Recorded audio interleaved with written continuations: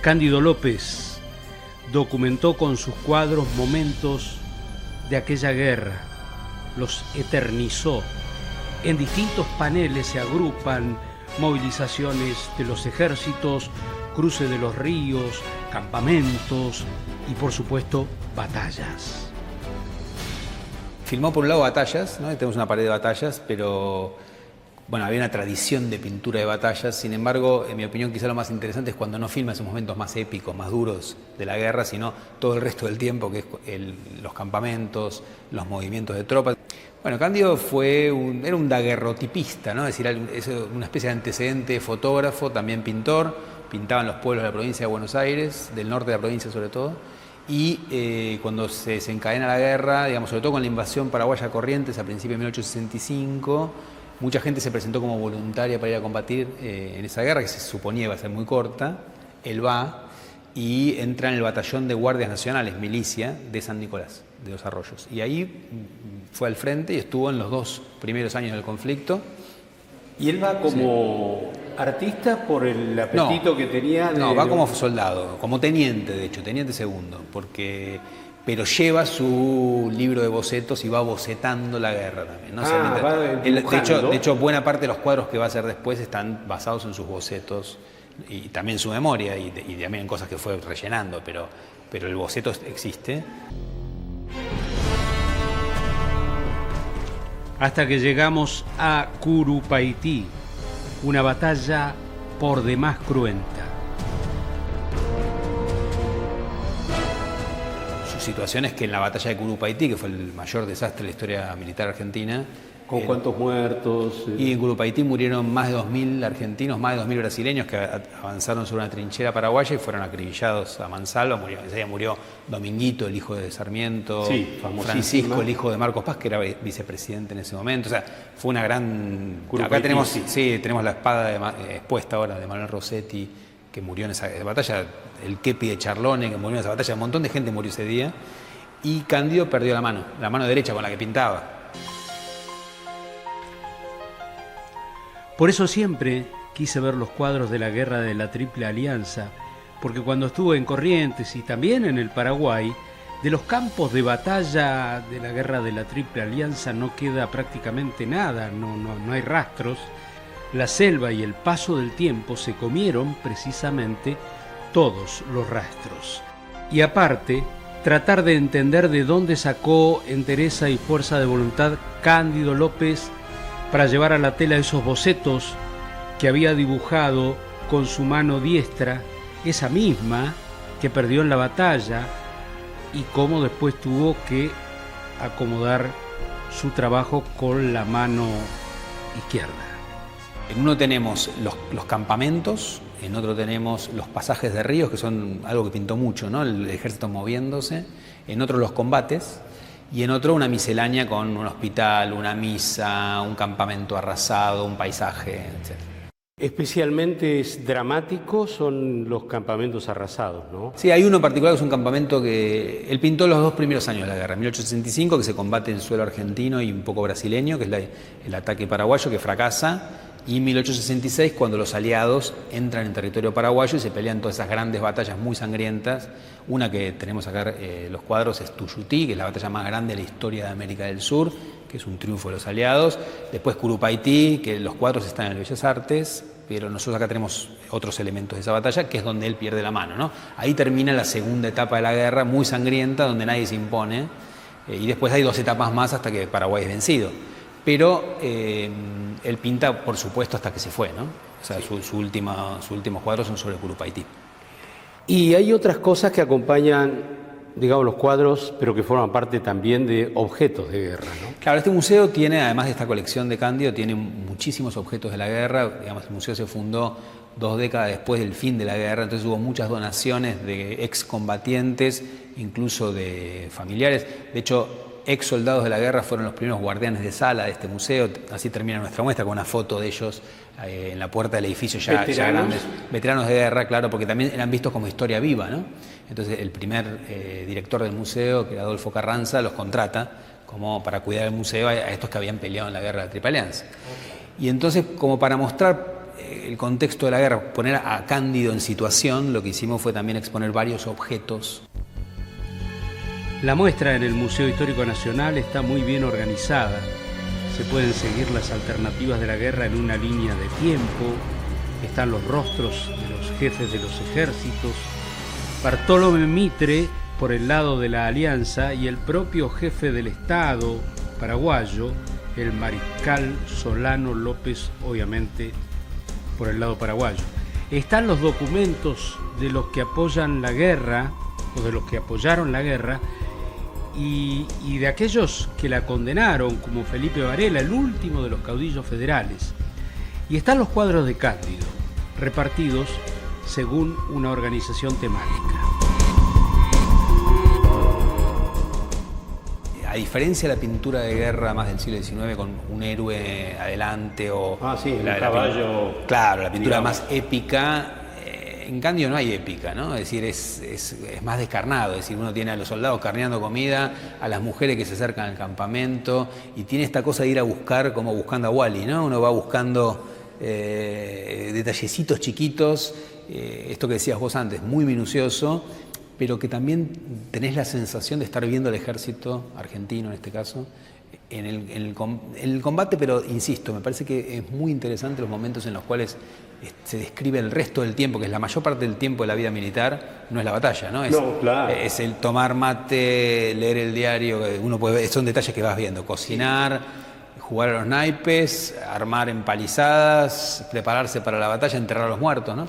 Y es curioso eso porque yo estuve en la guerra Perú y Ecuador y comprobé que la guerra son 24 horas para que dure el episodio bélico, puede durar 30 segundos, que es que pasaba un helicóptero, tiraba los cohetes y se iba, pero quién sabe, ese era el momento más dramático. Bueno, en general, todo lo que se narra históricamente es la batalla tal, que a veces dura 3 horas, 4 horas, a veces un par de días, porque esta guerra en particular, la de la Triple Alianza, fue muy cruenta, muy terrible. De hecho, Paraguay perdió el 60% de su población, es un gran desastre.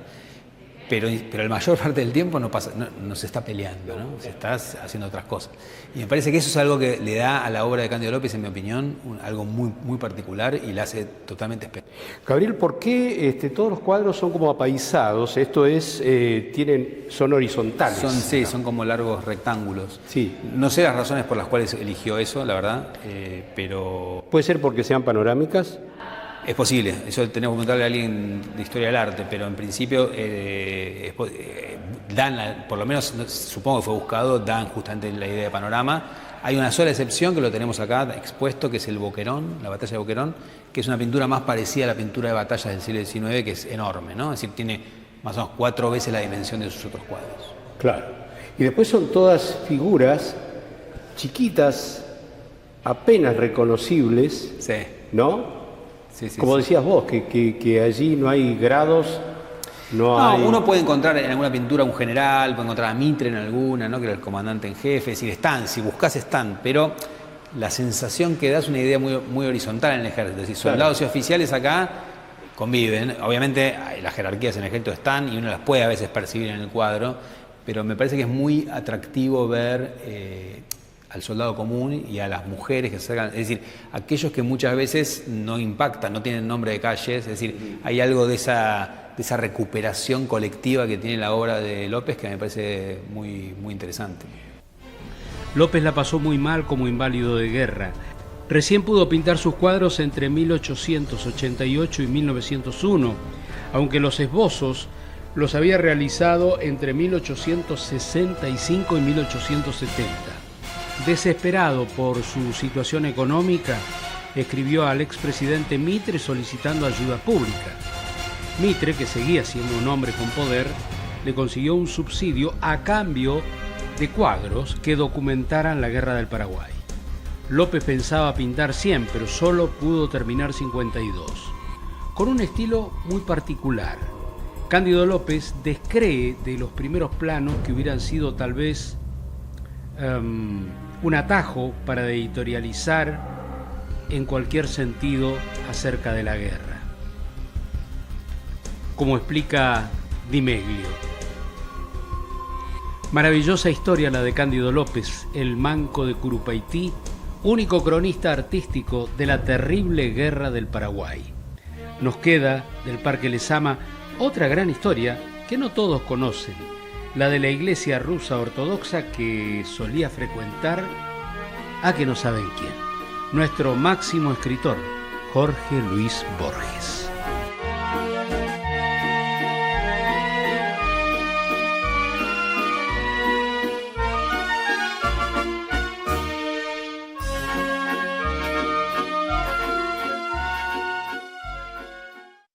Al Parque Lezama, la iglesia ortodoxa rusa nos muestra todo su esplendor con sus 5 cúpulas acebolladas de color azul con estrellas doradas, coronadas por cruces ortodoxas.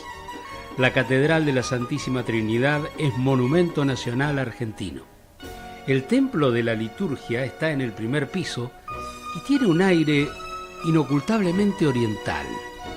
Y siendo Argentina un país con mayoría católica, estamos poco acostumbrados a penetrar en los sitios donde se practican otros credos o bien la espiritualidad se manifiesta con otros rituales, todo lo que hace más atractivo aún explorar entonces esta perla vecina del Parque Lezama.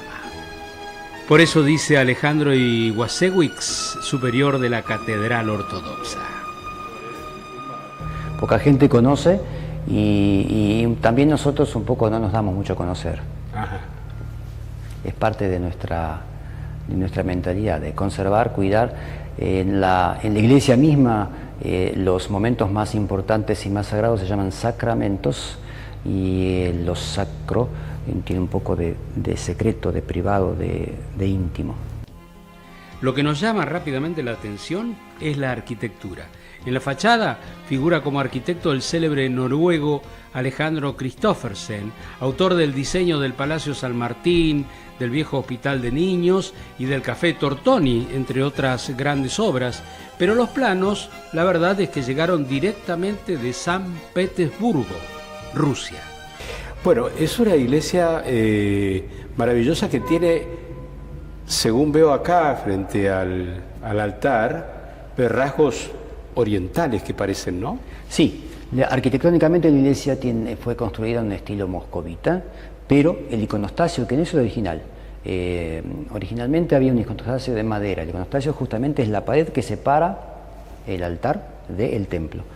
Este que fue traído de Mirgorod, que es el gobierno de Poltava, Ucrania, donado por una señora Koshevnikova al padre Constantino, nuestra iglesia, está hecho con un estilo más bien oriental, bizantino, más bizantino. El estilo sería oriental bizantino. Exacto.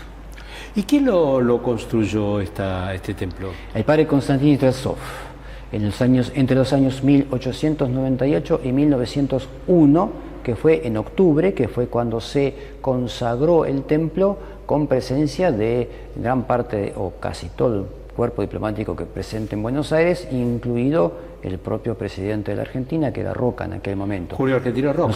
Nosotros este año estamos festejando justamente, o marcando de alguna forma, trataremos en lo que se pueda, los 120 años de la iglesia.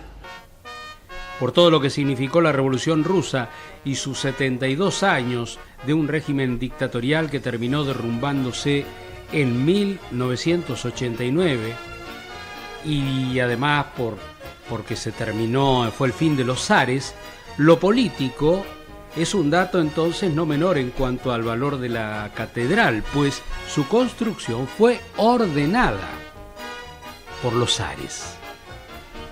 Estaba Nicolás II, sí, así es. En la orden para la instauración de la misión imperial en Buenos Aires, el edicto o el decreto, en ruso es ukaz, fue mandado y enviado por su padre, el zar Alejandro III. Pues continúa la misión y el templo es construido ya, por ejemplo, gran parte de la donación, todas donaciones particulares, fueron hechas por la madre, la zarina madre, la esposa del ya fallecido Alejandro III, y su hijo, Nicolás II, y otros miembros de la Casa Imperial. Desde la Revolución hasta la propia Revolución se enseñó, se pueden repetir muchas palabras del propio Lenin hablando sobre la religión y sobre la Iglesia, se enseñó y la tomó como un enemigo, uno de los enemigos principales de lo que ellos querían instaurar, de ese reino o paraíso en la tierra que querían instaurar. Y fue atacada y aniquilada casi en su totalidad.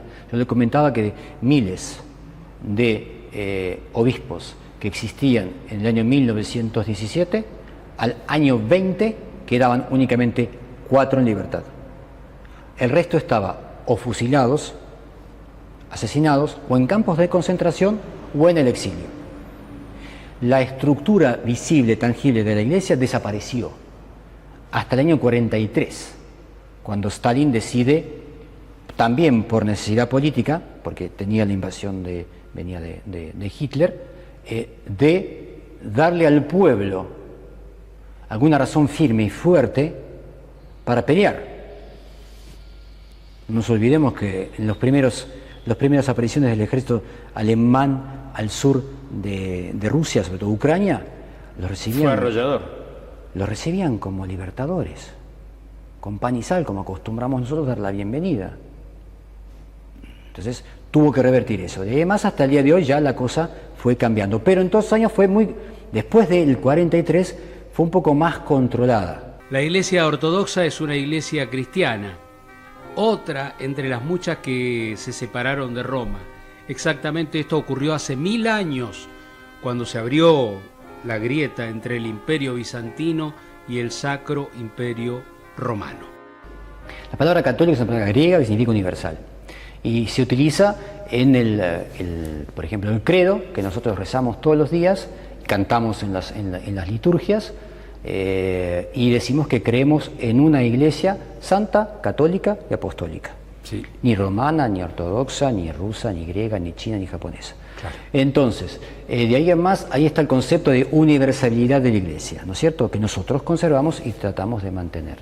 Después, hay las diferencias a partir del año 1054, cuando es entendido y conocido en Occidente como el cisma de Oriente, es la separación de la Iglesia. Los 4 patriarcados que estaban en Oriente comienzan a tener vida independiente del único patriarcado que estaba y está en Occidente, que es Roma, y comienza entonces sí, ya de a poco y con los años, a existir un alejamiento.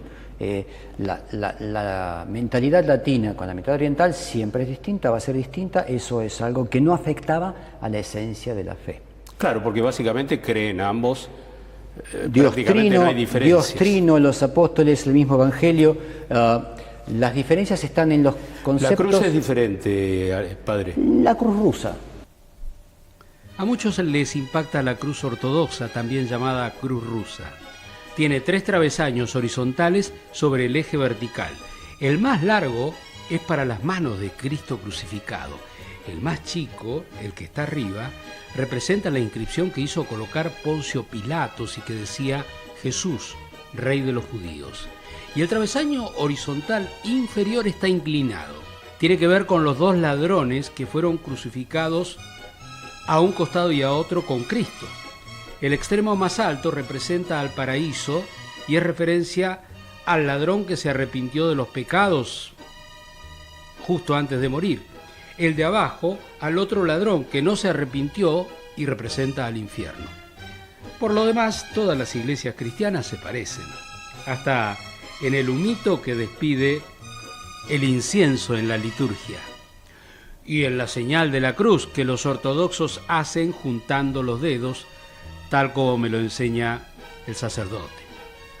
Según el superior, dentro del cristianismo, los ortodoxos son el 40% del total en todo el mundo y considera que en Argentina los fieles son una decena de miles. La pregunta que todos nos hacemos, ¿pueden casarse los sacerdotes? Nosotros, los sacerdotes, no nos casamos. Los hombres casados podemos llegar a ser sacerdotes, a ser ordenados sacerdotes. y tenemos la opción de elegir, sino para antes de ordenarnos si queremos casarnos o no, si queremos formar familia o ser monjes. Vamos monjes, vamos a un monasterio. No queremos ser monjes, queremos casarnos, entonces vivimos, primero tenemos que tener la novia, casarnos y después ahí recién la iglesia nos va a ordenar sacerdotes. Así es. Y tenemos nuestra familia, yo tengo 4 hijos, por ejemplo, solemos ser de varios niños, varios hijos, no uno solo, los sacerdotes. En Rusia eso es muy común. La hermosa iglesia ortodoxa de Parque Lezama supo tener accidentalmente un visitante ilustre, nada menos que el mejor escritor argentino, Jorge Luis Borges. Yo era chiquito, me acuerdo, y un domingo, la primera vez, Borges estaba paseando con su esposa en el Parque Lezama, la puerta estaba abierta, estábamos culminando con el oficio y como acostumbran hacer nuestros parroquianos, aprovechan cuando termina el oficio de pedir algún oficio especial, alguna oración especial, en este caso era un funeral. Y en un momentito, por pedido de mi padre, el padre Valentín, organizó con los parroquianos que habían quedado todavía en el templo un corito y oficiaron el coro. Y como decíamos nosotros, yo le comentaba recién, nuestros oficios de funerales, sobre todo los entierros, son tan emotivos que dan ganas de morirse. Entonces, Borges, sentadito justamente acá, a unos metros, preguntó de qué oficio se trataba, porque claro, fue todo en eslavo, ¿no es cierto? Entonces le comentaron que fue un funeral. Y estaba tan emocionado, que las veces sucesivas que él solía pasear por el parque, por San Telmo, y entrar al templo, preguntaba en la mesa de las velas, en la entrada, si es que iba a haber un funeral, porque se iba a quedar entonces para escucharlo.